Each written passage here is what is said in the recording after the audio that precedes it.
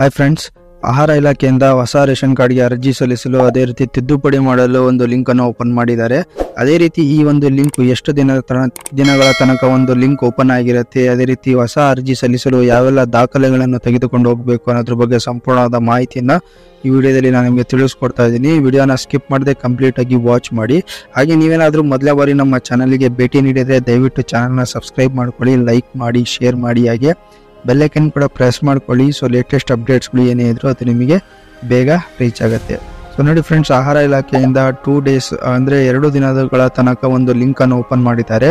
So ಈ ಲಿಂಕ್ನಲ್ಲಿ ನೀವು ಹೊಸ ರೇಷನ್ ಕಾರ್ಡ್ಗೂ ಅರ್ಜಿಯನ್ನು ಸಲ್ಲಿಸಬಹುದು. ಅದೇ ರೀತಿ ತಿದ್ದುಪಡಿ ಇದ್ರೆ ಅದೇ ತಿದ್ದುಪಡಿ ಕೂಡ ಮಾಡಬಹುದು. ಸೊ ಲಿಂಕ್ ಓಪನ್ ಆಗಿರೋ ಸಮಯ ಬಂದ್ಬಿಟ್ಟು ಬೆಳಿಗ್ಗೆ 10 ರಿಂದ 12 ಗಂಟೆ ತನಕ ಒಂದು ಲಿಂಕ್ ಓಪನ್ ಆಗಿರುತ್ತೆ. 8 ಮತ್ತು 9 ಮಾರ್ಚ್ 2 ಡೇಸ್ 2 ದಿನಗಳ ತನಕ ಮಾತ್ರ ಒಂದು ಲಿಂಕ್ ಅನ್ನು ಓಪನ್ ಮಾಡಿದ್ದಾರೆ.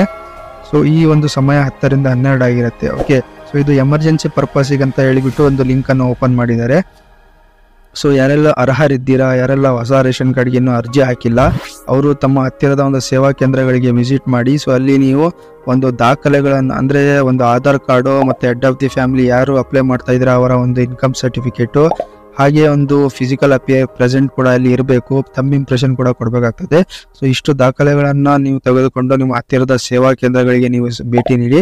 ಸೊ ಅಲ್ಲಿ ನೀವು ಹೊಸ ರೇಷನ್ ಕಾರ್ಡ್ ಹಾಗೂ ತಿದ್ದುಪಡಿಗೆ ಅರ್ಜಿಯನ್ನು ಸಲ್ಲಿಸಬಹುದು. ಕೇವಲ ದಿನ ಮಾತ್ರ ಈ ಒಂದು ಲಿಂಕ್ ಓಪನ್ ಆಗಿರುತ್ತೆ. ಸೊ ಯಾರೆಲ್ಲರೂ ಅರ್ಹರಿದ್ದಾರೆ ಒಂದು ಅರ್ಜಿಯನ್ನು ನಿಮ್ಮ ಹತ್ತಿರದ ಸೇವಾ ಕೇಂದ್ರಗಳಿಗೆ ಹೋಗಿ ಅರ್ಜಿಯನ್ನು ಸಲ್ಲಿಸಬಹುದು ಫ್ರೆಂಡ್ಸ್. ಹಾಗೆ ನೋಡಿ, ಈ ಒಂದು ಮಾಹಿತಿ ನಿಮಗೆ ಉಪಯುಕ್ತ ಅನಿಸಿದ್ರೆ ಲೈಕ್ ಮಾಡಿ, ಶೇರ್ ಮಾಡಿ, ಹಾಗೆ ಸಬ್ಸ್ಕ್ರೈಬ್ ಮಾಡೋದನ್ನು ಮಾತ್ರ ಮರಿಬೇಡಿ. Thank you friends.